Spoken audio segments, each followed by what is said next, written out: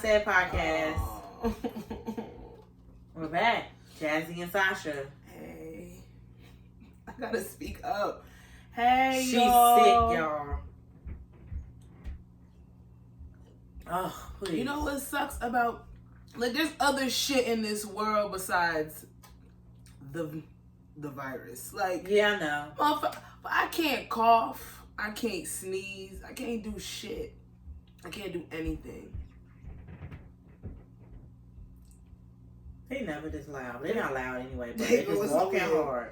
But it's like, I can function. It's just my throat and my chest just feels congested. Mm-hmm. Either a sinus infection, but I think it's upper respiratory because I know my sinus infections are usually here in my face and my nose.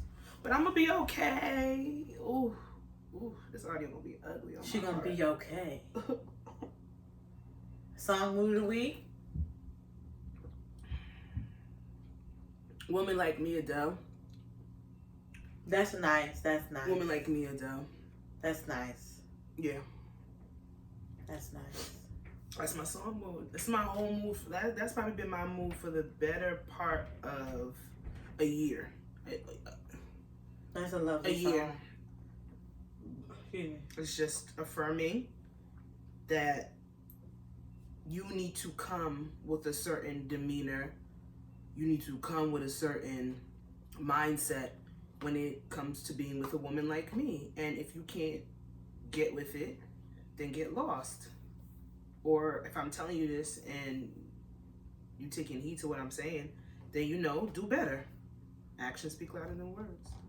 Complacency is crazy. She said that, and I've never voiced it on here, but I have a fear of becoming complacent in a relationship or having a partner that is complacent, and because we got time put in and I don't want to go into the dating realm, or because kids are around, we become stuck in. That's one thing I don't want to is the kid thing. Because I sit here, it happens a lot, and it's easier said than done. You know what I'm saying? It's easier said than done. Well, they'll put it like, oh, so why did you guys stay together, or why did you go back? Well, we got kids. I'd never want that to be a reason why I'm not living. My relationship is not being put to its fullest potential, or why we're not, like, I'm just here because of children's sake, because kids feel that shit. Regardless of the fact of your being present in a home with two people. I know mad people that literally, come from two-parent households, and they have the worst mommy and daddy issues because they've never witnessed any type of union or love. It's a roommates as opposed to being partners. So, Woman Like Me, Adele. That's my song. Like, stand on it. I did send it to somebody, and it had a good conversation after. It was received well, so we'll see what happens. I really don't have one. I haven't even thought of one. I was gonna come in here with some Silk Sonic too, because I fucking love that album. I haven't played it. I've only heard it working out. I haven't played it yet. Y'all told me to play it, and then I went and played it, and I was like, I actually like this shit. It's nice. Because I'm a Bruno fan, not a stan, but I'm a fan. I appreciate his music. Anderson .Paak, I appreciate certain songs with him, but I'm not gonna sit here and say I listen to his stuff all the time. But them two together, I fucks with it. It's nice. I don't want to hear the 70s thing again. I love that they did that this time around, but I like if they do like different decades. So 70s, then go to 80s, then 90s, and jump to 2000, then maybe come back down to 50s and do it like that. And if they could literally smash all those different genres and sounds, then nobody can say shit to them. So, but if they're gonna do the 70s thing again, they can keep it. But I really like this album. It's like you gotta listen to Adele, Be in Your Feelings, then turn on Silk Shock It, and Silk Shock It. What the fuck is you a Shock It? thinking of Silk the Shocker? He was cute. You was thinking of him? He was real cute.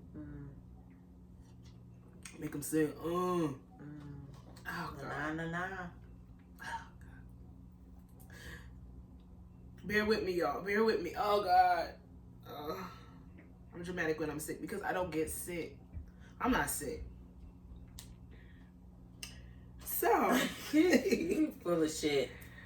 Y'all, last week was a hot mess. Fuckery. And I felt like we came. I guess he ain't like what I guess he agreed. Last week was some bullshit. I think the week before we came in and we talked about ASHTRAY, all that nonsense, was nothing good on a celebrity standpoint. But celebrity bullshit I mean, there'd be one or two things that are good, but then majority of it is that's why the segment is called bullshit. It's just this week is terrible. So this week is terrible. Last week was terrible in social media. Yeah. I put my phone down several times. Like I'm not. This week was kind of terrible too. Like certain stuff. Well, when I say last week, because this is the beginning of this week. Oh yeah. I don't know. Did something happen already? It's Monday. Did something happen already? No. Did something happen this weekend? No. I don't think so. I'm not sure why I said that. I just don't have time. I just expect it. Because it's going to be bullshit. What you mean? I mean, Thanksgiving you would think not, but it's going to be fuckery. I don't have no faith in humanity. Like we're about to get the Ahmaud Arbery verdict. That's gonna like more than likely that's gonna be bullshit. Let's get into this nonsense. Let's get this shit. Top of the week. Let's get this bright shit. And early fucking Monday morning. I wake up to 2 DMs and a text in a group chat about a Dani Lee and a fucking DaBaby. And I said, why are these people that on your list? Yeah. I don't want to talk. We're not going to spend long on it, but we would be repressed. Like, come on. I'm going to mention the shit, I guess. Them niggas was on, to make a long story short, DaBaby recorded Dani Lee, put her on IG Live, saying that he was protecting himself because she was wilding out and called the cops on her. She got charged with simple assault or simple assault. It's not aggravated assault. The whole time their 3-month-old baby was in their presence and with her, and he was trying to kick her out the house, I guess, to de-escalate a situation that was blown out of proportion before he turned on those IG cameras. My biggest thing is this: stop putting shit like this on the internet. And that's what I want to get to. I'm not going to get into the he said and she said back and forth. I'm not going to get into the why he did it. I'm not going to get into why she said they were arguing. I'm not even going to get into the backstory, their families getting involved in all of that. We should have never been able to witness and see this. Nope. And I can even sympathize with people saying, well, DaBaby, he needed to record himself for his protection. But why put it on IG Live? If you're going to record yourself, record yourself. Record it so you can show it to the police. That's it. Because she got arrested, so clearly you proved your point that she was the aggressor in the situation for whatever reason. But why did we have to see it in real time? iOS, like fucking iPhone notes press releases and shit going back and forth. I don't like that. Like, don't do that. And let's be real. If she did put hands on you, did hit you because she did get an assault charge, all these things are true. Two things can be true at the same time. Why are you antagonizing the mother of your child when she's sitting there feeding your baby? First of all, you put the baby on IG Live without her against her will, and you knew that she didn't want that. That's number one. You can't take that back. Like, this child has to see this. You're kicking her out of the home that she moved into, which, girl, these girls, I really want certain women to hear me. It's not on the aspect of, sitting here and literally just antagonizing her while on IG Live, calling her a side chick, all these different things that honestly we should have never been privy to. It's just that why do y'all have to put everything on the internet? Yes, you have a problem with media taking shit out of context with you. They take your words, maybe they don't take your words out of context. You say ignorant shit. But you get blackballed and you have gone through where you need to record yourself for your own protection. You're a very paranoid person because you do fuck shit, DaBaby. You do. You do fuck shit, and that's why you feel like you need to record everything so that you can, my side of the story is good. But why are you antagonizing the mother of your child for us to see? With the baby there, kicking her out the house. Like, all that we shouldn't have been privy to that. It was stupid. Y'all, and like, you're older than her. And I'm gonna just say that last thing I'm gonna say on this is Dani Lee, like, yeah, he disrespected you. He called you the side chick. Whether that's true or not, it doesn't matter, because at the end of the day, I wish you would have made a better decision to make a baby with somebody who literally has given you grief throughout your whole relationship, which we were privy to before, which we should have never seen that either. He has a baby on the way with his first baby mother. The first baby mother in here chiming in like, bitch, you shouldn't have been laughing at me and making songs antagonizing me about being the light-skinned bitch that we chose. Nobody should have been nothing to each other because at the end of the day, y'all still giving this ignorant ass nigga the power over y'all. You literally have nothing. I don't know. There's rumors that her family disowned her because she had a baby because he's black. All these different type of things are coming out now. And it's just all this inside information that we don't need to see. Even if it isn't inside, like people just making stuff up. I believe that's true though. She got kicked out of her house. No, she said, well, I mean, I guess she could have got, but she said that she was the one who put her stuff on hold so her daughter can know who her father is. That's what she said on her Instagram. So she was the one who made the decision to move into his home in wherever, South Carolina, wherever it is. The Dani Lees, the Summer Walkers, the Ciaras, all of them fall victim of thinking that they are somewhat different as being this new baby mother that's going to change this A lot man. of girls do. A lot of them do. And I'm not, and this is the thing is, I don't want to bite my tongue and say that if you meet somebody that has a multitude of baby mothers and has a ring of children that you might change them. You might. Even the Cardi B's. Granted to the fact we have seen DaBaby interact with his children, I personally think, people say he's a great father. I'm not going to take that away from him, but I do see it more on a monetary standpoint that he's there for his children more than anything. He does have like funny interactions with them, but it's rooted in materialism when I see those videos. But people would equate that to being a good father. Neither here nor there. But I just, even if you do think that you can change him and he can be that, like, it's going to be different with you this time. Because I don't think any of them go into the aspect of thinking, well, you know, I'm going to be different. I'm going to be that different baby moms. And you should have that confidence if you're choosing to be with somebody. However, be realistic. This man has never shown any of his baby mothers respect. None. It's been documented. It's for all of us to see. So, yes, you might want to sit there and say that you're different, but be realistic in knowing that if you guys enable niggas to act a certain type of way, they're going to continue to act a certain type of way. People only doesn't matter. It doesn't matter. Some might say even Offset got his shit together this and the third, but him and Cardi B was just about to get divorced last year. Like, it's a certain level That's only what we know. And we, who knows if it's and then that's the thing. We should not know shit. Yeah. So when I sit there and I tweet, I wish that celebrities would go back to the point where we didn't know anything, where paparazzi literally had to follow we would have them never around known the country. Offset shit. We would never known nothing. But that's today's world. But I gotta stop living in the past because that's how I grew up. Like, celebrities didn't give us much. We had to rely on tabloids and paparazzis to tell us things, and that's if we gave a fuck. But it's just sad to see how everything plays out on the internet. Your children are going to Google your names one day, and they are going to be embarrassed by what they find from their parents. But y'all not thinking like that, because y'all trying to one-up each other on the internet and trying to see who's the bad guy. We live in a nasty world. I don't have much hope for humanity. But I don't want fuck y'all. Another thing I did not give a fuck about, Drake and Kanye making up. I don't care. I don't know. Everything's fake. That shit was fake as fuck. Like y'all don't got it. Like, don't, like, that don't. Kanye that don't does do a 2-part Drake But chance. that shit don't do shit for me. Like, what? Like, what you mean it don't do shit? I'm just saying, like, if it's fake or whatever, like, what are y'all really trying to get? You know what I'm saying? What are y'all trying to get out of it? They're trying to get Larry Hoover out.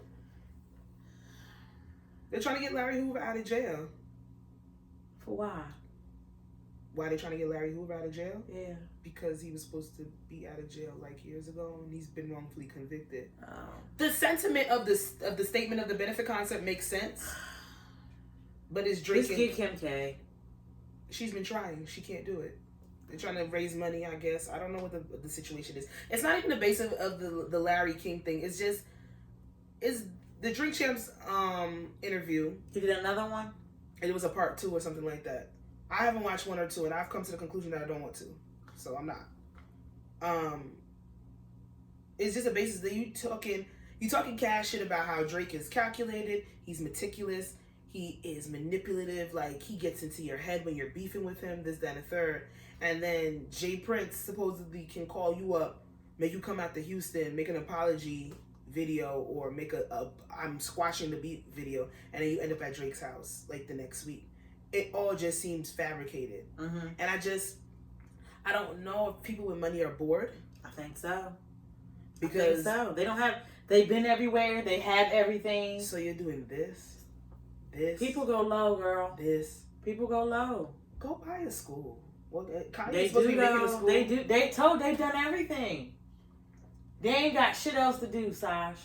I'm not saying I condone it. They ain't got shit else to do. I don't condone it. They ain't got shit else to do. It just looks so fabricated, and I just didn't understand. I understand why people are invested. It's the time that we live in, and people live vicariously through, I guess, celebrity culture and pop culture. But it's just stupid. Yeah, I think that's my opinion on it. It's just dumb. Like, I guess it's good for the culture. I mean, we were getting, me personally, I didn't give a fuck about a Drake and a Kanye beef. It's not like we were getting immaculate. Girl, I didn't even know they was beefing. I didn't know they were really beefing. Like, yeah, you heard the subliminals. They had beef before, but I didn't know it was this, that, and third. And then you're putting people in group chats telling them you got more money than them, and then you ended up at the nigga house. It's just all weird. And I wanted to stop. But it's not going to. Because we could sit there and say we wanted to stop, but Kanye and Drake are the ones that's sitting there doing that shit. And you can't tell a grown man that you're forcing them to stop beefing. People eat that shit up. I'm glad that story went away pretty fast though. Because if they would have lingered on that, I would have been like, I don't give a fuck. I don't care about that. I don't. And another person that doesn't give a fuck is Chloe Bailey. And we spoke about her before on here. What happened to her now? So she dropped a little IG video of her, sucking a lollipop. Sucking a lollipop, telling all her fans that she's so happy that she got to 4 million followers, this, that, and the third. And people were fucking irate that this girl was sucking a lollipop, had her little lingerie on with her little bra, and acting so sexy, like she was making an OnlyFans promo. And I looked at it and I was like, yes, that's what you're supposed to do.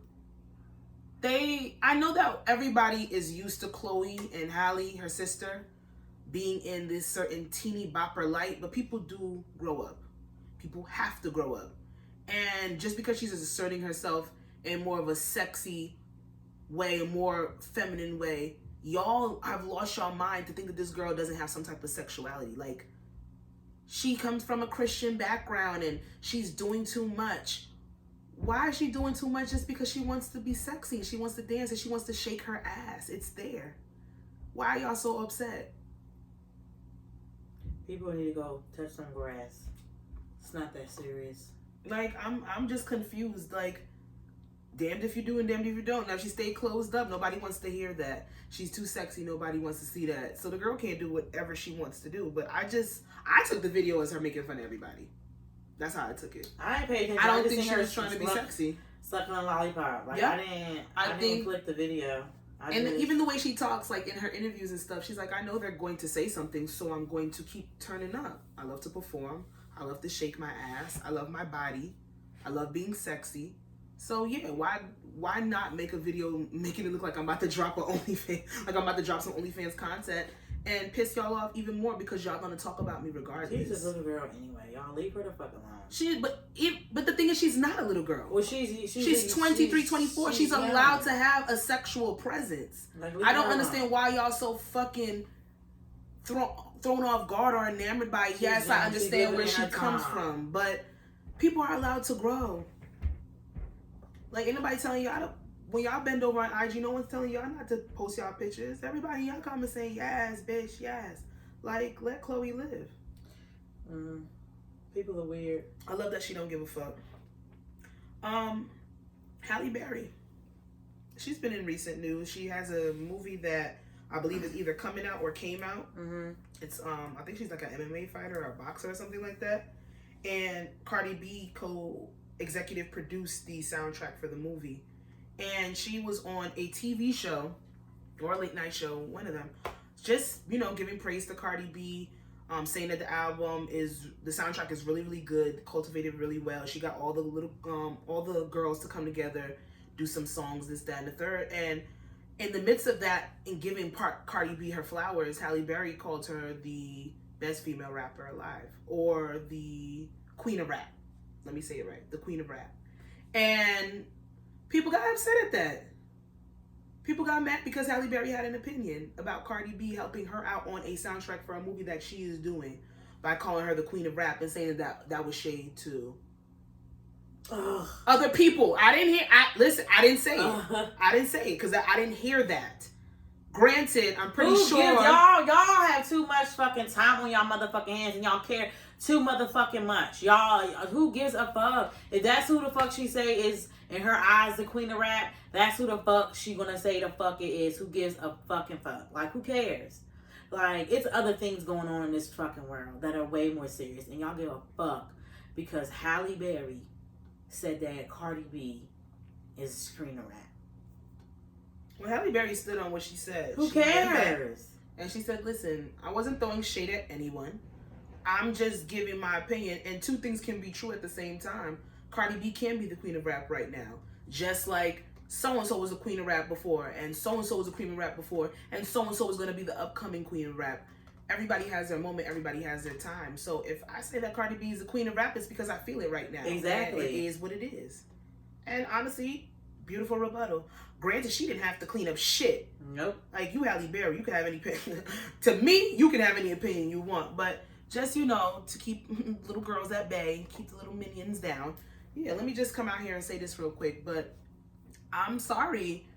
Cardi B is cultivating shit. Cardi B don't have an album out and you still hear her on Rhythmic, or pop stations, R&B stations, Latin stations. Mm-hmm. So right now, if she's not the queen of rap, who is? Because it ain't the other girl. Nope. Not right now. It sure ain't. It sure ain't. Not until she stops fucking harassing people. It sure ain't. And get her legal affairs in order. Sure ain't. And drop that nasty ass nigga that's on her side. She's not the queen of rap. Sure ain't. And she's really fucking up her legacy with the bullshit that she's doing. Sure ain't. But we did that before and we ain't gonna do it again. So if it's not Cardi B is the curator right now, because she's friends with all the girls. She gets along with all the girls. She just hosted the AMAs. And she did a good job. I actually watched that shit. I said I was gonna watch it tonight. It's gonna be on Hulu. I actually watched it. It was good. She's just fucking, her transparency and her not giving a fuck and being herself in any setting is beautiful to watch. Cute. Like, they eat that shit up. And I know white people are probably just like enamored by her because she's just like unapologetically black. But it's just like, she really herself.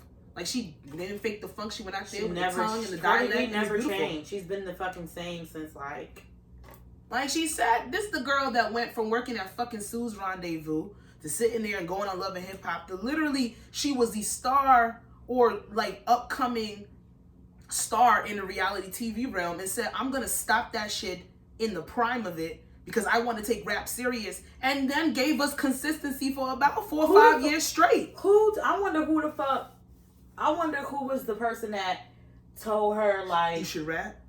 No, like, because I wasn't. Don't come like some. You know what I'm saying? Like, somebody came to her and was like, "You don't have to do Love and Hip Hop ever again." I wonder who like.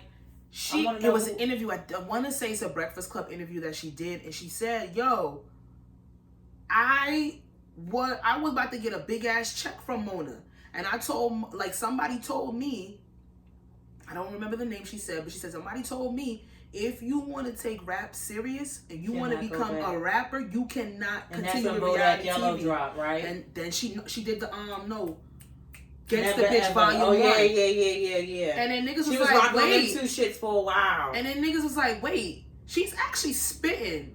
And then she dropped Bodak Yellow. And the bitch ain't looked back since then. And it's like, she really took, whoever gave her that advice, I know she owed him. She owed him her entire career because that is the best advice they ever gave her. She did that 1 year. Because she could have been a reality TV star. She was funny as hell. She had the Instagram presence and the third, but that stuff dies down. She's the only one that's ever done that. Like, literally stopped in the height to go and do a music career, and that shit plateaued.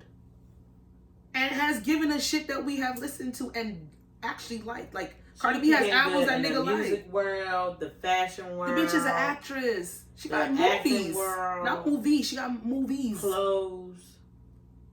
That's everything. Yeah, Cardi B's she's a mega star. She's a mogul. Now she can afford. Like, she just bought that big ass house in New York for her family. Yeah. That shit huge. Yeah. What do you think he said? A house like that would either have to be. It's still in New York. Yeah, New York, but it ain't in the city. It gotta be upstate. It probably ain't that far, honestly. That shit, like 45. That shit nice as fuck. 40 yeah, it's probably not that shit far. Crazy. I want to know who the fuck's up, bitch. Don't you do it? She's like, listen, it's either you gonna be a reality TV star or you gonna take this rap shit serious, but you can't do both. Because nobody would have took her serious if she's still doing reality TV and trying to rap. But she had that before reality TV fan base, plus the reality TV. She took them with her. She took all of them. And they did Barty Gang. They went with her. So yeah, the queen of rap. She said what she said. Shit. We want to say R.I.P. Well, I ain't meaning y'all at this point. Sorry. I was wrong. I ain't meaning y'all. I didn't say that. I mean, it's human. Human actions happen sometimes. As long as you didn't fart, it would have been nasty. We want to say R.I.P. to Young Dolph. Born July 27th, 1985, and was murdered on November 17th, 2021.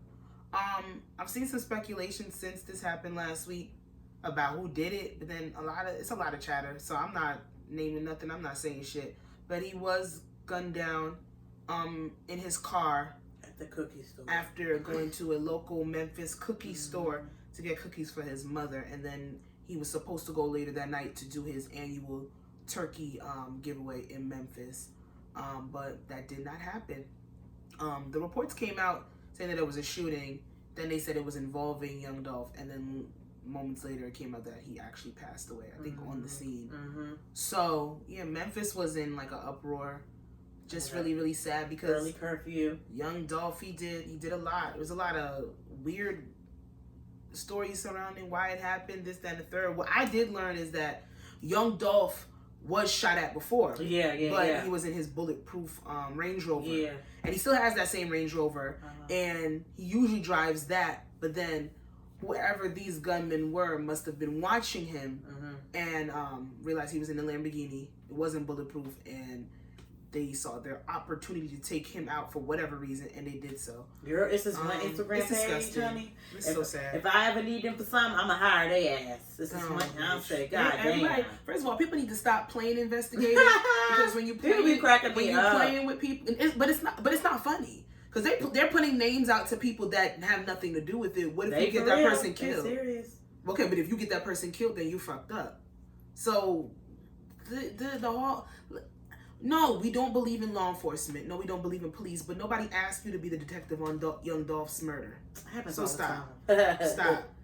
That shit is whack as hell. Because I saw a thing on Twitter where they're sitting here comparing the people that were in the video of the shooting to some niggas that are locally in Memphis saying, well, he stands like this, so that's him standing with the gun like that. And he had this hoodie on, he had that hat on, so that gotta be him because he had the same hat.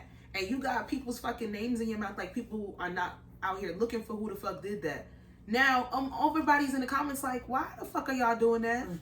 Could these two niggas end up dead because of this? Because you want to play a Twitter investigator. You're not a detective. You should have went to you should have went to school for that. You could have became a cop if you wanted to play detective. Don't do that with people's lives. That's crazy. Because the nigga bow-legged, the other nigga bow-legged, that's the person that killed him? Don't y'all play too fucking much. Y'all bored. That doesn't. Nobody asked y'all to play Netflix documentary. That shit is whack as hell. Like, let the people do their fucking job. There's video footage. Someone's gonna find out who did it, regardless of the fact. And they have three suspects in custody. But they said it's not related. It's not related. Well, I saw that they had three suspects. Somebody in shot custody at their memorial, but they said it's not in relation to who killed Young Dolph. This is just fucking sad. That man left 2 kids. And a wife. Multitude of videos of him sitting there just being a father figure, literally had charities out the wazoo. His wife actually lost her brother and her father to gun violence. She has an initiative called Black Men Deserve to Grow Old. And then to lose now your husband to the same type of violence. I don't even know how you deal with some shit like that. I don't know how you navigate that. Like, I don't know how old his children are, but they're young. But they're, I believe, can't be no older than 5 or 6. The boy's older, I believe. Being no older than 5 or 6. Maybe so 5. It's absolutely fucking disheartening.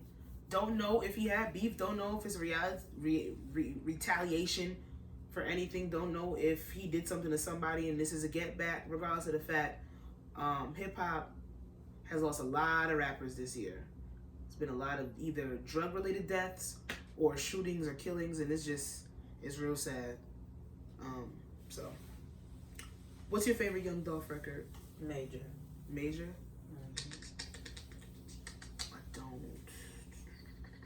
I know that I loved his tape with Key Glock that came out this year, but I'm not even gonna sit here and be like, I'm a Young Dolph fan. I'm not gonna do that. But when them shits come on in the club, they slap.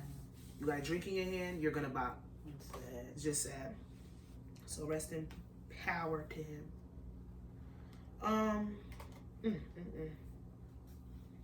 When I say it's bullshit, it's nothing but bullshit. Zach Stacy has been charged with 2 felonies for a domestic violence. I don't want to say it's not a dispute when you're beating somebody to fuck up. It's an attack. He's a former Jets player, Giants. I don't know. He's a former NFL player. I'm not even about to sit here and act like I know what team this man played for. He's a former NFL player whose ex-girlfriend, the mother of his child, she put up cameras in the house to catch him because she clearly is a victim of domestic violence when it comes to him, and the video is completely horrific. It's disgusting. It was the worst thing I've seen in a very, very long time. It's a trigger warning. I'm not gonna tell nobody to go watch it if you haven't seen it, because this shit is disgusting. I ain't never seen nothing like that. I always see when something like when people put that out there, I only see like the aftermath, like their face.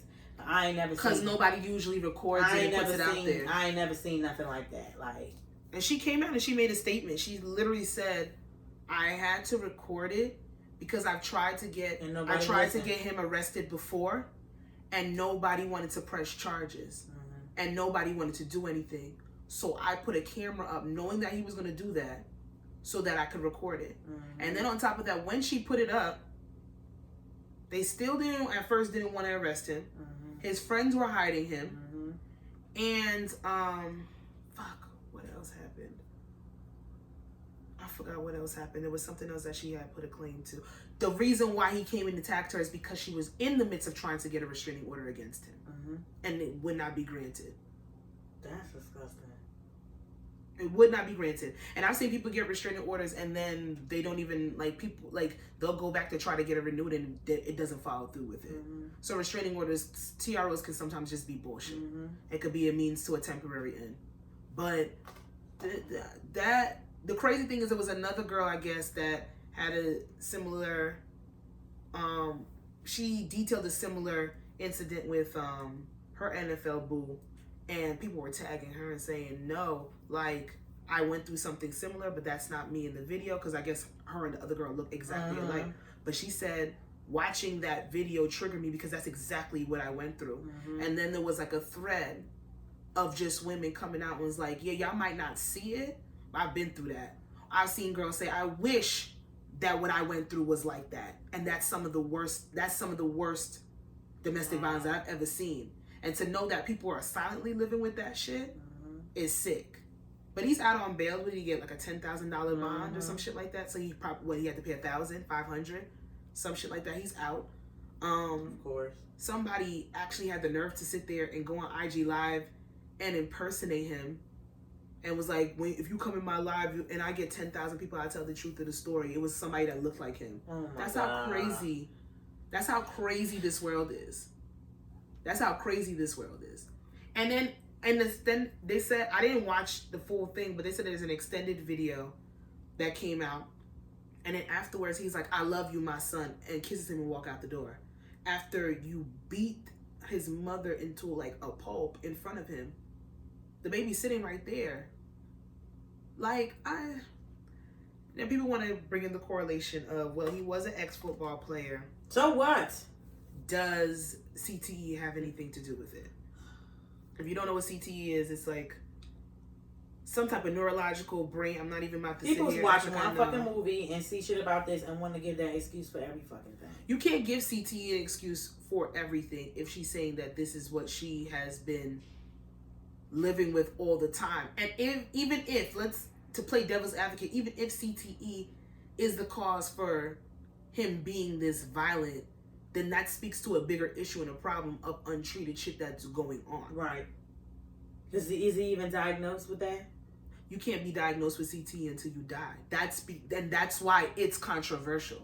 You literally have to take out the brain and study the patterns of just years of wear and tear on the head, concussions, injuries, all that type of stuff. You can't diagnose CTE while you're living. So they're trying to fix that though. So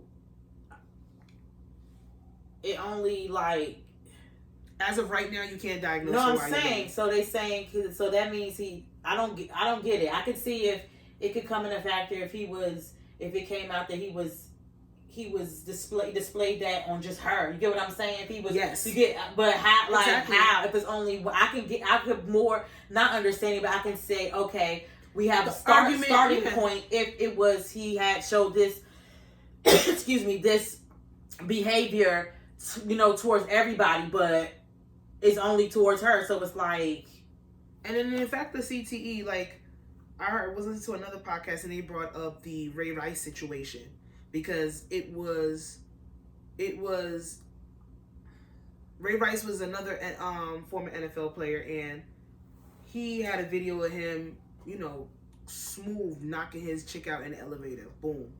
And then later she did come back and kind of curse the media out. I forgot about that. To shut the fuck up, this, then the third, and they were trying to say that he had he was working with some people to. I forgot about he had some that. Unresolved, yeah. And they thought his remedies was CTE because she said he never abused me before. It was like an isolated event, and he reacted violently. This is not the case here. This woman has been terrorized. She was in the midst of trying to get a TRO. Niggas are just violent.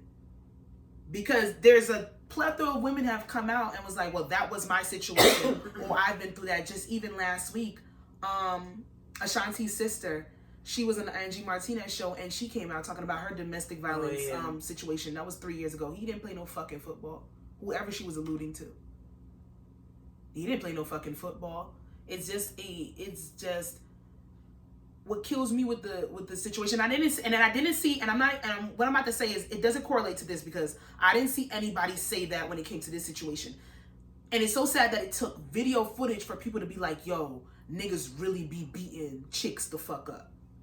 Now y'all believe it? Y'all ain't, before it was out of sight, out of mind, out of sight. Mm-hmm. But now y'all believe it because I personally, I don't believe in bringing things to the internet. Like I had said this whole fucking first part of this podcast. But that she had to post that. Mm-hmm. She had to post that. That was the only way that it would even be on anyone's radar. The police weren't even trying to hear her. No. What must have been going through her head to set up a camera? Because she know the next interaction she was going to have with this man, it was going to be violent. And you can hear her. This was a woman that was trying to de-escalate the situation. She's getting tossed around like a rag doll. He threw a TV on her. The TV fell on her. Her head is hitting every which way. Unlike any one of those pushes, punches, kicks that he gave her, she could have been dead. Mm-hmm. And her baby would have been right there in front of her. He would have witnessed his mother dying. So, and then for her to just be like, okay, I'm not raising my voice. I'm sorry. I didn't mean it like that. Saying that while she's getting her ass beat. That's not CTE. That's a woman that literally has been terrorized, like I said before. And it's just, like I said, the internet was interneting last week. It was nasty. All around, it was nasty. From fucked up story to fucked up story. I hope this week brings better news. We'll see. Today's Monday. Monday. And I do have an I See You player. I do. It's kind of funny. I don't know if everybody will agree with this one, but a 16-year-old Detroit high school student was suspended for having a barbershop operation in the school's bathroom. One of the city's top barbers rewarded the hustle by offering the young man, an entrepreneur, some pointers and have a new place to practice. So, granted, he did get suspended. I guess it is against school rules to have a barbershop in the bathroom. But it came from a place of him trying to better his skills, be creative. It came from a good place. It was just executed poorly. So shout out to the barber that sat there and gave him a little internship where he could come into his barbershop and cut his friend's hair and, you know, get his money up. Because clearly he's talented. All his high school friends were going to him. Good. So shout out to you, sir. I see you. That's going to be their barber forever. Watch. Listen, gotta start somewhere. So let's get into the crooks of the stuff. Hold on 1 second. Okay. Whew. Speaking of addiction, pull me up real quick. Oh. I'm addicted to red wine. I am. Like addicted? It's my go-to. I probably... You drink it every day? No, not every day, but enough.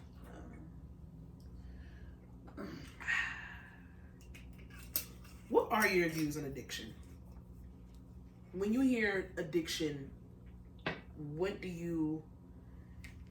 do you view it? Because I did a training. I had to do a training for my job, and we had to do substance abuse and mental health. And I always wondered why they put the two together. And then going through that training for a week and a half, I realized why they did. Because for some people, they look at addiction as a weakness. Some people look at addiction as it's no big deal, it's mind over matter. And then some people look at addiction as an actual disease. So there's so many different views depending on walk of life, your environment, your economic status, and your race, to what plays into why people view addiction the way they view it. And I see it in all facets all the time with work. So I just wanted to know what your views were on addiction. I think addiction is something that you need. Addiction is something that you like. It's something that you need. It's like you can't live without it. That's true. That is the sole purpose. Like addiction falls everywhere. It could be. I thought you meant like we need to be addicted to shit. Like it's like it could fall under a disease. It could be mental health, or it could just be. I think it could fall under where anybody thinks. It could be anything. It could be good. It could be bad. I just find it. I believe that addiction. I don't want to give excuses to people. To be bad. It doesn't necessarily, but on the standpoint, because I see addiction, people are addicted to different things. You can be addicted to money, drugs, sex, clothes. Some people are addicted to religion, video game, like food. There's different types of addictions. But then when I was thinking on an aspect, I don't know if I can sit there, and I feel like it's a little insensitive, especially because some people don't have addictive personalities. And I guess that's good for you, whatever. But I find it insensitive to sit there and say that because somebody becomes addicted to something that they're weak. Yeah. Or it's a mindset. When there's literal drugs, even alcohol, the red wine that we're drinking, can, for everybody's genetic makeup or for your mindset, you could literally have no chance. It was inevitable for you to become addicted to something. Yeah. So, and then that aspect, I look at it as a disease. I do see what a disease can do to you, and then I can see why people will be fed up and be like, well, it's mind over matter. Because then you'll hear the stories about people who used to do heroin and used to do crack, and then they've been clean for 17 or 20 years. And there's some people that overdose and they pass away. It's sad to see what addiction does to the people around you, if it's that severe and that bad. And I get it from, because I was watching Dope Sick, and how they literally started a whole epidemic with opioids. And it's just like, they kept saying, well, it's the drug users, Tell them it's the drug users. Tell them it's not a show addictive. Or a documentary? It's a show. Oh, okay. So it's actors. I think it's a short series because we know how that shit ends. Like, it's not on topic, but it's the same thing. Did you watch Power? Yeah. Which one? Oh, the new one with Tariq? Yeah. No, I didn't. Okay, never mind. Because he just said he said like a little reference. He was talking to, what's his friend name? The white boy? Yeah, the kid Just say name. the white boy. I love his name, but anyway, talking to his uncle. and he kind of like referenced like everything that Dope's the Dope theme, the theme about it. Yeah, because that pill shit is crazy. Mm-hmm. It's man, it's they literally sat there, lied, cheated to get those opioids specifically put on the market.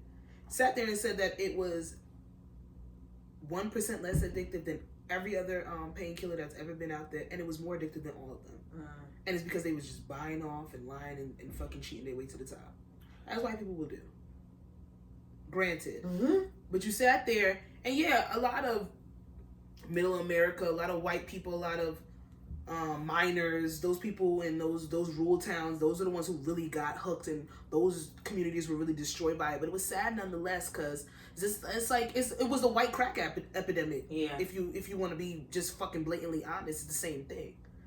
But they sat there, you sit there and you become addicted to something, and then your mind is telling you that you need it. Your body is craving it. You can't help the way you're feeling and the way you're reacting to this thing, and then people are looking at you like you are a piece of shit. Yeah. But it's because they can't necessarily relate. And that's why I say, like, I think like the best substance abuse counselors are people who have been through some sort of addiction, and they have reformed because they know firsthand what the fuck you are going through. Like, what was it? What's the show? Euphoria.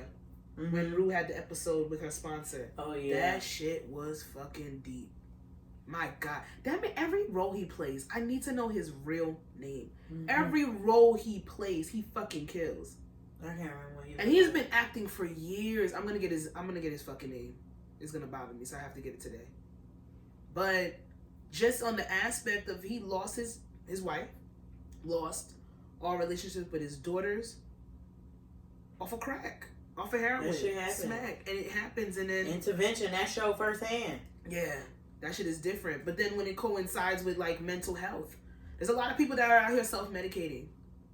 You have mental issues. You have things that you need to work through and talk through. And you have traumas that are unresolved. But instead of going to talk to somebody, getting some form of counseling, getting maybe psychiatric drugs that would be better for you, you're medicating with illicit or like medical substances, and then it turns into disease. Like, it's just, addiction is such a fucking slippery slope that it's like you don't know what compartment to put it into. I just find it, I don't know, I guess I have a little bit more of a soft spot for people who go through addiction, even though I'm not necessarily, I don't know what that addiction is firsthand. There's certain things, like I say I have a shopping issue. Like, it can be a problem. It can definitely be a problem. So, I don't know. I guess I sympathize with people who go through addiction. Oh yeah, I do too. That should not as opposed to shunning them and making them the lepers of the world. Yeah, but then again, not gonna say that, but I feel like it's timing on both ends. When the person who has that's going through the addiction, I feel for the family, and then the family, people that want to be like, supportive and be there. I feel like that shit kicks ass too. I told you, it destroys. I don't think nobody wins. Like, no, addiction literally destroys you, and it destroys everybody around you. But the thing is, with those people, they are so addicted that they don't even see, or they don't have enough care in the world. Instead of getting the next fix of whatever it is that they're addicted to, that they don't even realize they're destroying the people around them. That might be the reason why some people stop once it actually clicks for them. But a lot of times they don't care. Yeah, they don't care. Because the girl Betsy in the show was so fucking sad. Like, small town, it's the same story or it's different stories every. It's literally following the opioid trial for Purdue Pharma. So it's one story, but I don't know. I don't see how they have stuff about them. Because they recently did, between 2019 to this year, the chicken place, right? Yeah, they have a joke in the show about that. Oh, okay. But yeah, they are. But from 2019 to 2020, they lost a lot of money, so their case got brought back up. They paid a fine. Nobody got convicted. They talked about Purdue and some other drug thing. Was that thing on Netflix? Yes, they have a documentary with them too. Okay. Remember that? That's the man that was investigating his son's Purdue. murder. Okay, yeah. Opioids, yeah, it was that. So that's why it drew me in, and then I was listening to Joe Budden's podcast, and they made me really intrigued. So I gotta watch it. I got so much stuff. Watch it, but I think it's a limited series. For the way it ended, the ending pissed me off, but it's because we know the big pharma pharmaceuticals are the biggest drug dealers out here. Like they're not getting, nothing's happening to you. Like no one cares. But you gonna get so fucking mad watching, like, these motherfuckers is nasty, bro. They're nasty. But it's a good show. It's good. My dude Michael Keaton in there, he be wilding. That white man can act. Told y'all, they be lying. They just be acting and lying. But yeah. Addiction. Addiction. What's the song I was listening to? Loving you, loving you, loving you, and who the fuck is that? Loving you. Why would you wanna break up? Sean Garrett and Mario. Oh yeah, that was a good song. But why would you want to break up with me? Nah, let me stop. We're not talking about like regular breakups. We're talking about a specific type of breakup that I think a lot of people don't realize, or they do realize, or it's not really talked about as much, maybe in recent times, but friendship breakups. Like breaking up, not with a significant other, not with a partner that you were with romantically, breaking up with a friend. That shit, I feel like everybody has maybe experienced it in some way, shape, or form. And it's just levels to how deep it really was, whether it was a betrayal in there, whether y'all grew apart, whether whatever might have happened. I experienced it 3 times in my entire life. And I ain't lying. 3 times. 11 I experienced it 3 times. When was the first time? If you want to share. Around like college graduation, Morgan, 2012. No, I'm lying. It was before that. It was one person. It was the girl. And then it was my childhood, like, I guess you could say childhood. It was, I met her, I was like in 6th grade. So childhood, yeah. Childhood, best friend, and then 20s. A friend in my 20s. Yeah. Yeah. But that was all 3. Do you believe that those breakups were supposed to happen? Like, yeah, the first one, yeah, like it was supposed to happen because she did that grimy shit. It's like I wouldn't want to be, you know what I'm saying, friends with somebody. So you've had the experiences where you've had one of the experiences with a friendship breakup where it was like a betrayal. It was grimy. It was betrayal, yes. Okay, and them shits is different. When I hear people's stories with those, it's just like, what? How could you weren't my friend? No, you were not my friend. It was a betrayal. Then the stuff after it, you know what I'm saying? After it, it was just so. It wasn't genuine. No, this wasn't genuine. Like she would see like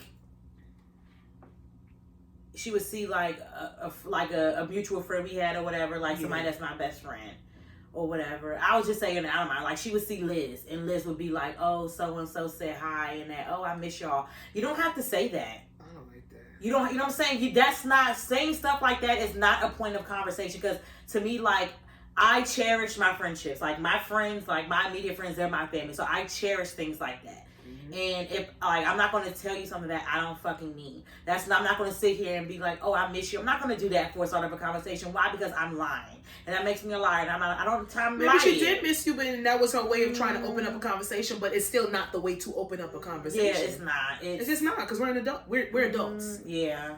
I believe you didn't say it because you didn't really mean it. You didn't feel it. Like, I know I don't miss you, bitch. Like, you betrayed me for whatever you did, whatever reason. And when it comes down to it, her and the boys not even together. So you ended a friendship over a nigga, y'all not even together. Thought that was your forever. Yeah. Jokes on her. Yeah, but that I when I hear betrayals when niggas involved, I don't think that girl wanted to be my friend anyway. No. Because if you would jeopardize our friendship by dealing with a nigga that was supposed to be with me or any of that. Like, really, like, out of all the niggas in the fucking world. I'm sorry, I don't think you wanted to be my friend. I think you were sabotaging the friendship in the first place. think, like, this wasn't my case, but I even think this is a betrayal. I think this is very petty when people do this. It's like if you would come up to me and you would be telling me that you're attracted to this boy, you want to, what I'm saying, you talking to me all the time about the boy and about, you having the guts, to finally say something. And then all of a sudden, you know what I'm saying, you see me with the boy, that's disrespectful, I think. What you mean? Like, if you're telling me about this boy, so I like somebody. You like somebody or whatever. And I keep telling you I like them. I like them. Yeah, And then I see you with the guy. Yeah. And then I get upset with you. Yeah. Like, you have that's insecurity. No, I feel like that's why. On the girl's part, she's mad at you because you. Wait, you're talking to the guy? No. Okay, so let's make his name. His name is Jacob. Okay. I don't know why I said Jacob. So why did you say Jacob? We both know Jacob or whatever. You always been talking about how I got a major crush on you. Major crush. You and Jacob had like y'all flirted, y'all this and that. You talk this and that, but you haven't really told him like that. Yeah, it hasn't gone nowhere. Yeah, but y'all both have like that inkling or whatever. Yeah. So you're telling me that I'm hearing you talk about this boy all the time. Yeah. But you haven't like, and I'm just like, okay. Like, it's just taking you a long time to tell him that you like him or whatever. And then say, like, you wake up tomorrow. And you would be like, today's the day I'm going to tell Jacob tell him whatever. Yeah. And then. But then you and Jacob. He posted me on his Instagram. It's like his Women Crush Wednesday. How would you feel? Me hearing you talk about how this nigga that you have a crush on you like, and then you see me out with him. Are y'all dating? Yes. I feel something. Okay, yeah. Okay. That wasn't me. I'm just saying. Because people be like, oh, that's not a reason. I'm just saying, like, that's petty. If I'm telling you that's that I'm friends with somebody, I like somebody, I'm cool with somebody, you hear me talk about this person, that could be a conversation like, well, girl, I find them cute too. You know what? Conversations like that have to come with age, though. They gotta come with age. I can't see 22-year-olds like there being some type of understanding there. I just think the girl's gonna be like, what the fuck, bitch? Da da da da.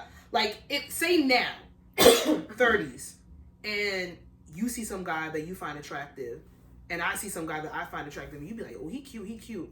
And I'd be like, well, you kind of asked me out. I feel like we could have that conversation now, but I don't know if at 22, that conversation would go the same way.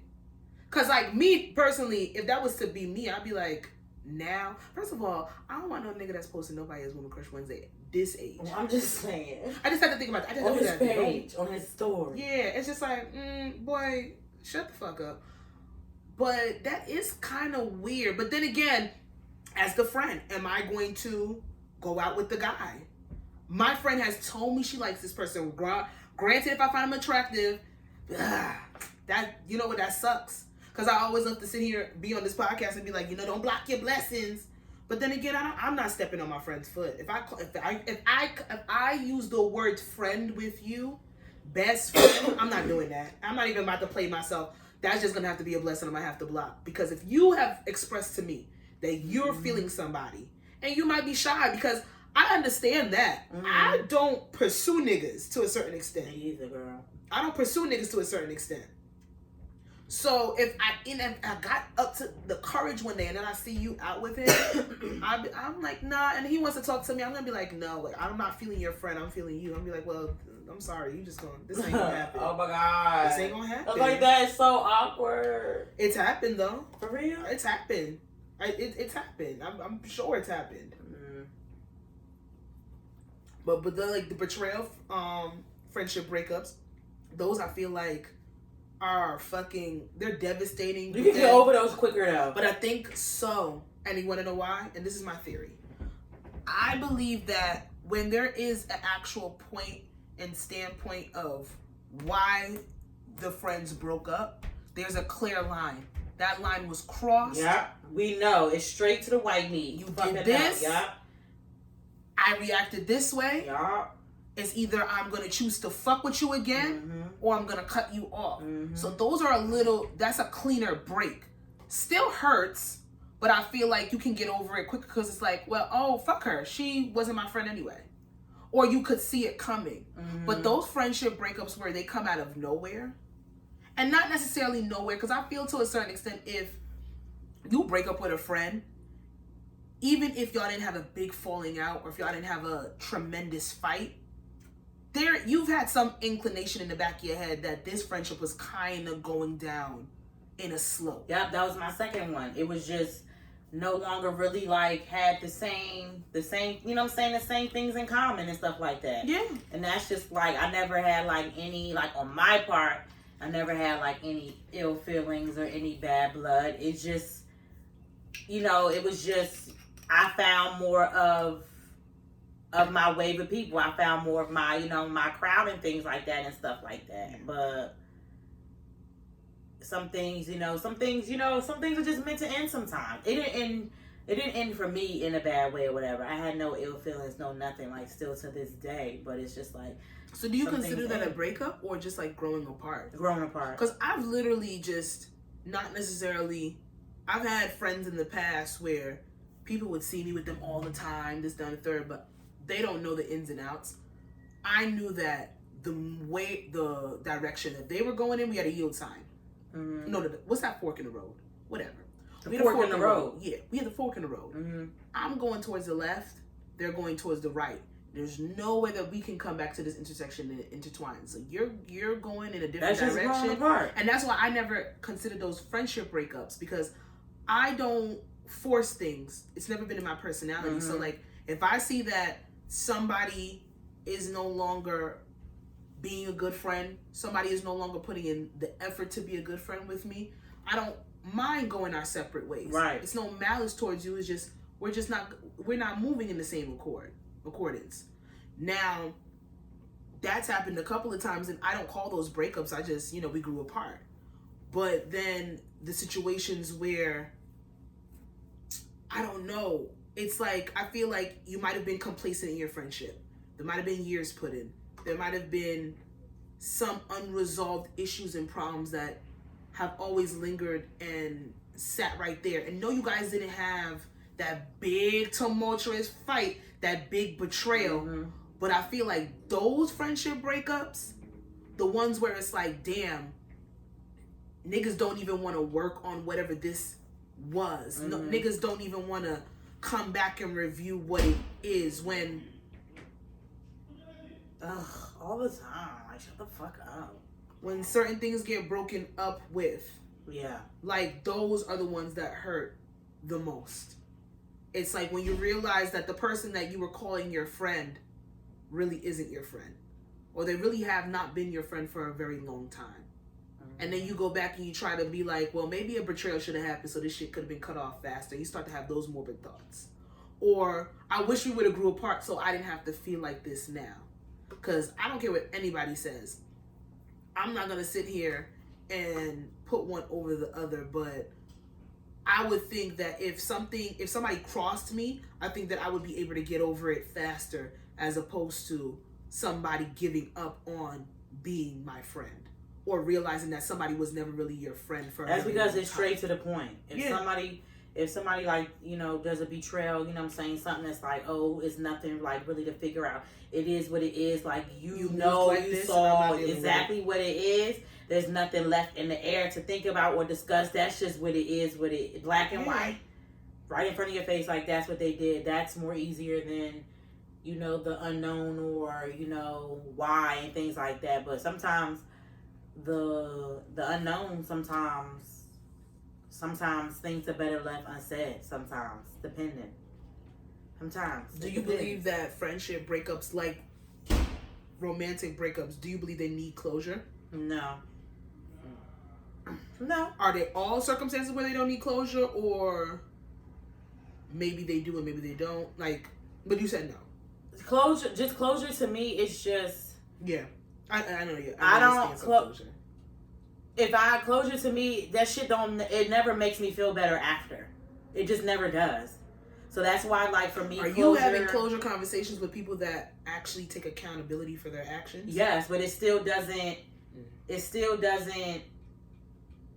You know what I'm saying? Because it's not the out. You know what I'm saying? It's not the outcome that I wanted. So it's still like. But maybe it's the outcome that you needed, regardless. That's true. And I have come to the realization that no, you do not need somebody else to find closure. Mm-hmm. But if you are going to have that conversation with somebody, if you're going to have that conversation with somebody when it comes down to closure and when it's been broken down and when it's been done, I do believe that it needs to happen in a certain time frame. Oh yeah, after a certain time frame, if it hasn't been talked about, then if we do talk about it, it's gonna go back to the way it was, because I don't know if I'm gonna talk about it. I'm sorry. I'm just saying, like, you can say what you gotta say, but it ain't gonna be all hunky dory. You know what I'm saying? It's no. I believe that you can have a mutual respect for somebody. Yeah. I mean, if I feel like we had a friendship and then it's been broken down or it's been dismantled, and I know that I can go to sleep with the effort that I put in to try to rectify or try to find a solution in the situation, but you just wasn't meeting me on the same time, then it's not for me to fix it. Right. And it's not for me to sit there and have the conversation with you to do so. Especially if there's been a certain allotted amount of time where it's just been given up on. People give up on people all the time and then expect to think that they can come back in, or a lot of people are embarrassed by their actions and they never reach out to that person when they should have. So you can't be mad when that person don't want to have the conversation on your time frame. But it's not necessarily like closure is needed. And I think I think motherfuckers get less closure in friendship breakups than they do relationship breakups. Motherfuckers will be broken up with somebody for 5 years. They might talk back to their ex in 5 years just to touch base and see what the fuck is going on and what happened. But I don't think that happens with certain friendships. I feel like when friendships die, they die. And they do not come back. That's like when I was talking to somebody and something ended. It ended without like nothing. Never got the closure. And then like 4 or 5 months later, the person pop up explaining, I don't give a shit. Yeah. Because that's, to me, that's like. Well, you gotta kind of read the room with that shit too. You read the room and that, and it's like, why I need to, you know what I'm saying, reopen this room. You know what I'm saying? Like, I don't give a shit. Like. Yeah. But then you gotta check your resentment. Because you might not give a shit, but then if you are following that, are you taking that into other situations? No, just don't give it. Like, it's just I just don't give a shit. It's just like, okay, like, maybe, you know what I'm saying, maybe I can let that, maybe it's like a weight off the other person's shoulder. You know what I'm saying? Maybe. I do believe a lot of closure is for other people. Yeah, maybe, you know what I'm saying? I'll let you, if that's going to take a weight off your shoulder, okay, cool. But for me, it's just going to be like, I'm like, I don't want your weight. Like, you could have spoke 4 or 5 months ago. I don't want your weight. Keep it. Like, are you doing this? You know what I'm saying? Like, are you doing this because you want to do it? Because, like, then are you still gonna feel the same way if you don't get the response or the reaction from me that you want? I'm sorry, you can't expect people to react. No, I'm just saying. No, I'm saying in general. People cannot expect. Are you really going to? You know what I'm saying? Are you really going to me? No, this might be for them if they did some fuck shit, or if they felt as if they dropped the balls. People get lazy, and even in regular romantic relationships, people get lazy in friendships as well. They drop the ball. They stop asking what's wrong. They stop checking up. They stop giving a fuck about you, especially if they're going through some shit themselves. They forget that they have people that they've actually made connections with, and they become selfish. And they become complacent. And they slap you in the face, especially when you call them out on that shit, and they don't like that, because then it speaks to the guiltiness within themselves. Right. Nobody wants to hear that they're a bad friend. But then if you're being a bad friend, you should be able to stand on that and be like, yo, I fucked up right now. Either it's, let me get a moment to come back and get myself together, or I can't be there for you anymore. I would respect that more than thinking that you're a good friend and then giving up on the friendship because you know you're shitty. Because people do not like to take blame. People do not like to be accountable for their actions. Especially when they know it's their fucking fault. But you know what? I keep hearing that fucking word a lot. Accountable? Because people don't have it. There's a certain amount of entitlement that motherfuckers think that they have, that they do not need to be accountable for their actions.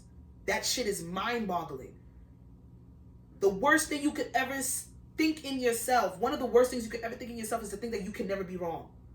Or to think that you should not be empathetic to people's feelings around you. I'd rather you fucking unless you're a fucking sociopath. Yeah, I'd rather you hold accountability and in the same breath be like, yes, I did it, but I don't give a fuck. At least you fucking honest. I can respect that. That's a narcissist. I can respect that. Yo, I said some fucked up shit. I ain't taking it back. Oh, at least that's how honest. I feel. Like, well, I can't be mad. Me personally, I can be upset at the way you made me feel. Like, even when I'd rather that than somebody actually playing me in my face like they ain't know what the fuck they did. No, that's a fucking liar. You're crazy. That's a fucking liar. No, I'd rather somebody I take you. accountability and be like, yes, I know I said it, but I'm not taking it back, than them up there playing like, oh, I don't know. The thing is, you said it already, and you can't take it back. Even if you're like, I'm not taking it back, bitch, you can't. I heard it. It is what it is. It is what it is. But what I can understand is... You cannot take words back. You can't take a lot of shit back. You can't take a lot of shit back. Once it's done, it's done. The deed is deed. The deed is deed. The thing about it is, like, yes, no, I did not mean to hurt your feelings. Granted, you did. So I apologize for hurting your feelings, even though that was not my intention, but people can't do that. Because blame is a motherfucker. Do you think people should say that? I would appreciate it. But even if I told you, me personally, I don't, let me not lie on here and say my feelings don't get hurt a lot. My feelings do get hurt. I might not be the person to dwell on it or voice it. Like how some people gonna be like, bitch, what the fuck? Mm-hmm. I'm not gonna do that. Right. However, if I bring it to your attention that you hurt my feelings, I'm reasonable. Me. I can only speak for me. How do you know somebody's genuine when they say I didn't mean to hurt your feelings? What are they just saying that to tell you that? Because they would dead ass be like, well, you took it the wrong way. I've had people, well, you took it the wrong way. That's not what I meant. Yeah. And then this is my counter. I understand that's not what you meant to do, but that's what you did. And you don't have to be sorry for what you said, especially if your intentions weren't to hurt my feelings, but you did. Mm-hmm. Now, if you don't apologize, I'm going to sit here and think that you meant to make me feel bad. You meant to disrespect me, and now I know how to move according to you. Like, and that's just what it is. I don't need the apology for what you said. I need you to realize what you did to me. Because you meant what the fuck you said. And you did. Yeah. And I meant I mean when I'm telling you hurt my feelings. And I mean you're not going to say that shit to me again without knowing that fucked with me. Mm-hmm. Don't do it again because you're going to get a different adverse reaction. You don't want the adverse reaction. So stop fucking doing it. Acknowledge it. I don't have a problem apologizing. You know that's the hardest thing for people to do. That's the hardest thing. People don't apologize. No. They don't know how to. They won't do it. If they find some weakness in admitting. You know what I hate? I'm sorry if I made you know. I'm telling you, you made me feel this way. It's not if. I'm sorry if no. It is I'm sorry. I'm sorry I made you feel that way. Not if. I hate that. Do not say it's I'm sorry I made you. It's not if. It's not an if because I just told you 5 seconds ago that you made me feel that way. If you're not sorry, if you meant to make me feel that way and you're not sorry, don't lie. Then we know how to move going forward. And that's it. I just like to know how I'm moving with you. That is it. I like to know how I'm moving with you. But I will end that shit on this. Like, some friends can be haters. Some friends can be haters. I never wanted to admit. I never wanted to have that come out my mouth and admit that and be like I've experienced that in a certain way or a certain light. But some friends can be haters. And then are they really your friend? No. So, everybody move accordingly. It's gotta suck being a hater. Hater. She's a hater. What you got? I do got miscellaneous. Hold on a second, baby. Let me pull it up. We're going to Instagram. I hate this social media. Oh my God. I did see something crazy. Oh wait, quick question. If you have kids one day, are you afraid of passing down any parental trauma that you experienced? Or have you experienced parental trauma? Yes, I have experienced parental trauma. Are you afraid of passing it down? Yeah, but I'm trying to unlearn that bullshit now. Mm-hmm. I'm making a conscious effort to try to unlearn that now. I just said it these past 2 weeks. I don't know how I would raise kids in this humidity. I don't, in this society, I don't know. You say humanity? Humanity. Oh. It's not human. Let me stop. I don't know how I would raise kids in this society. And I refuse. Let me tell you something. I have to get to the point, and I'm not there. I have to get to the point of understanding and forgiving my parents for some of the shit that they did when I was growing up because they did not know better. And they were literally raising us with the tools that they were given. Mm-hmm. And I come from a very harsh Caribbean background. So certain shit, certain insensitivities, certain disrespects that we have acknowledged and identified as such now, it ain't shit to them. It's nothing for them. Yeah. So there are certain things that I have to try to unlearn, but there are certain parental traumas that I have to really hone in. I think my biggest thing is being ultra sensitive when it comes to anybody saying and doing something around my children that I deem now unacceptable. Yeah. Like, yeah. My mother would be like, "You're nosy. Get out of grown folks' business and yell at us." Like, and don't do that to my child. Yeah. Because I'm going to curse you out. Mm-hmm. Like, me personally, I believe when you become a parent, you kind of sign an unwritten rule to become a murderer. Yeah, because I will kill you for my child. And I don't know if I want that. I don't know if I want that. I know I be whipping ass. I always say every day. I think about that shit every day. I was inquisitive to a certain extent. I would ask questions. I would want to learn more. I would want to know more. And then in my culture, you're being nosy. You're too fast. You're doing too much. You're being too grown. Because I can read and I can use words, this and the third. They shun you for that as opposed to cultivating that and letting you be able to explore and talk to you. You're not going to do that with my child. You're not going to shut my child down when they ask a question. Answer it or tell them you don't know. Mm-hmm. And that's my biggest fear is how I'm going to react to other motherfuckers when it comes to my kids. Yep. Because I think I'll be all right. I think I'm going to be okay. I think I'm going to be okay. Having a conversation. So high. If my son want to cry, I'm not going to hit them with boys don't cry. I'm not going to hit you with the big girls don't cry. I'm not going to hit you. Let it out. Now your reaction, I want you to tell me if crying is the reaction you want right now. You fell and you scraped your knee. That happens, baby. Cry. Let it out. It hurts. Let it out. Mm-hmm. I'm not going to shun anybody for how they feel. Because that's a lot of that repressed shit, like how I be wanting to cry and I can't cry. It's literally embedded in me. Crying is weak. I hear it. I'm a 29, going on 30-year-old female that still thinks crying is weak. Like I don't need to cry at least twice a week so I can actually feel a release of some sort, or just a little weight off my chest. I'm watching my show. I've been watching. I cried watching BMF. I didn't watch it yet. Shut the hell up. I cried watching. I cried listening to Adele, "Woman Like Me," and the song for her with her child. I cried. How old is he? I cried watching Dope Sick when Betsy died. Sasha, you're gonna watch it. I cried watching Dope Sick when Betsy died. And I got emotional during Insecure. The most recent episode? Yeah, because that's Sunday. Yesterday. That's one of my worst fears. Yeah. Sure, I gotta watch it while I'm cooking. Yeah, sad. You'll see. You might not cry, but you definitely gonna get emotional. Yeah.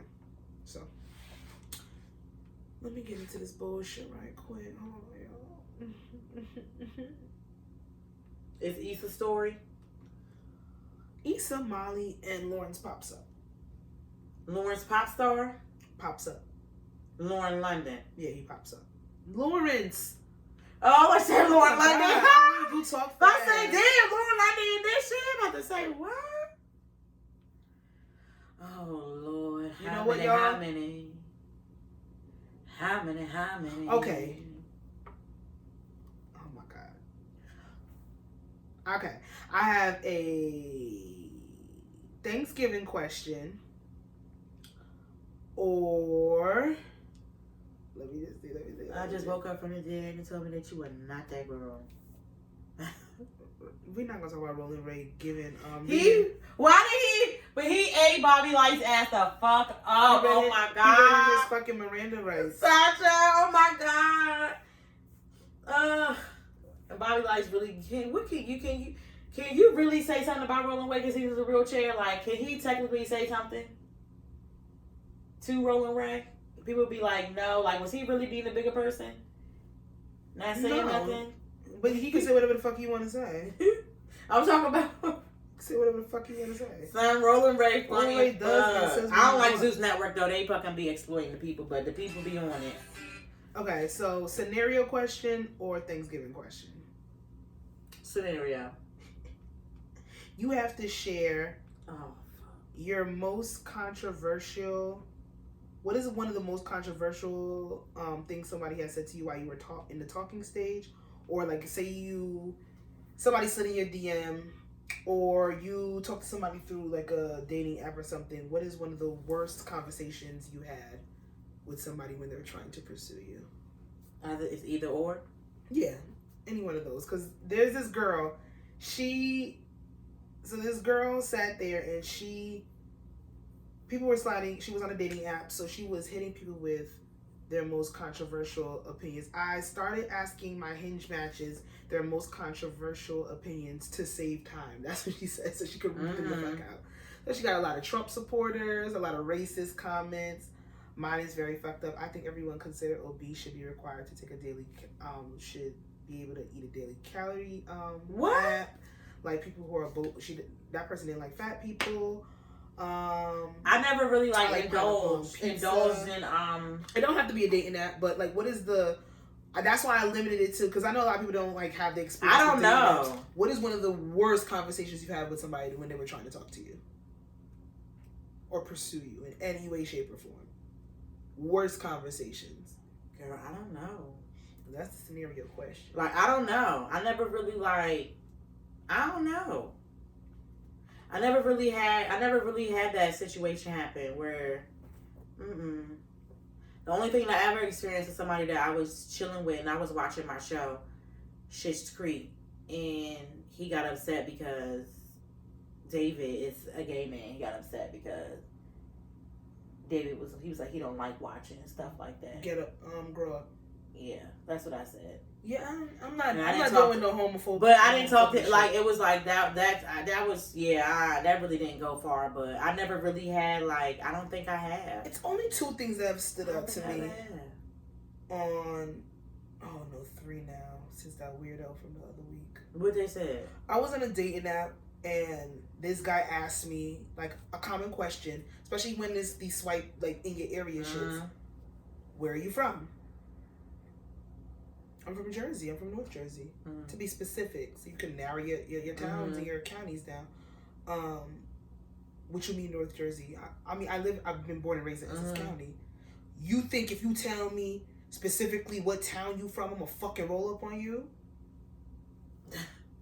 Wait a minute. And that's exactly why the fuck I'm not telling you, and why my answer is what my answer is. I'm not telling you where I am, my nigga. Honey.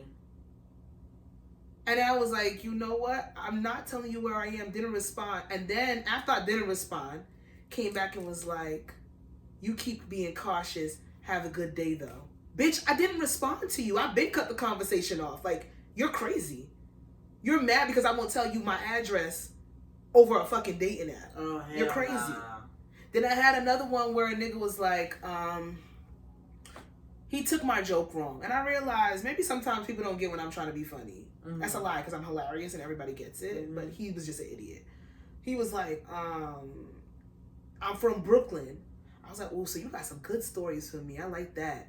He's like, I saw that you said you was from such and such place in Jersey, and I ain't say nothing about y'all stealing fucking cars and robbing niggas and being shiesty. Okay, he was ultra sympathetic. I said, what the fuck? That was funny. Blocked. He said, what? Blocked. I remember that. I was like, are you fucking kidding me? He didn't pass the vibe check. Like, he was so mad. I was like, you got stories because you from Brooklyn. And the nigga thought I was calling him the worst type of nigga on the fucking planet. And I'm just like, are you fucking kidding me? And then another one is, a dude I was talking to, he was like, don't be offended by this, but are you trans? And I was like, no. I said first, said it just like this. I said, 1, I would not be offended. And 2, no, I'm not trans. I'm a woman. I identify as a woman. He's like, no, I'm saying because on these apps, there's a lot of, you know, a lot of trans people that come out. First of all, he didn't say trans. I'm saying trans. He said the derogatory term. The F word? No, that's no. Well, he said, trans. You're not supposed to say tranny. So I'm saying trans. So he said it like that. He's like, it's a lot of motherfuckers that people claim are so here. ignorant. And I said, I wasn't offended that he asked me if I was trans or not. I was offended that he thought I would be offended. Like, I don't care if you think that for whatever reason you might identify that I might have been born in Neva. But there are women out here that are automatically going to be upset at that. I'm not one of them. I don't care. I don't give a fuck. I don't care. I'm not offended. I get it all the time when IG people, when I make my, because I be funny. I'll go in there and I'll be in the shade room, make my little comments on certain shit. Boozy fans try to tear my ass up and call me a nigga all day long. You look like a man. So did you look like and Nicki Minaj fans too. Yeah, they you look like a man. You look like a nigga. You don't talk about Boozy when you got an Adam's apple. All this shit. I said y'all as ignorant as y'all fucking king. Yeah.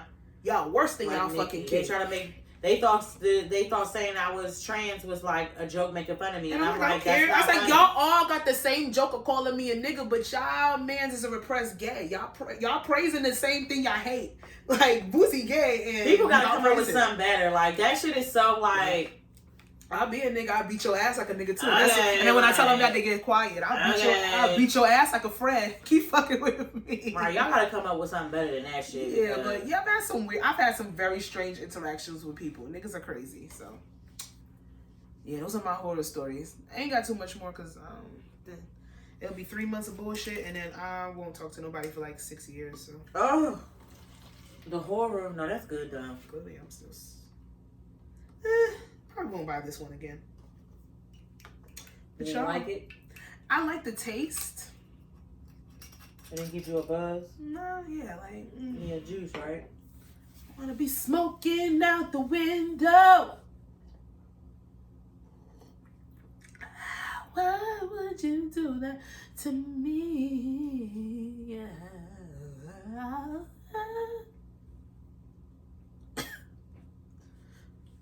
Okay, y'all, it's been episode 91. If I Say What I Said podcast. It's your girl Jazzy. You can follow me on Instagram at Jazzy Accords and make sure you follow and share our Instagram page at I Said What I Said podcast.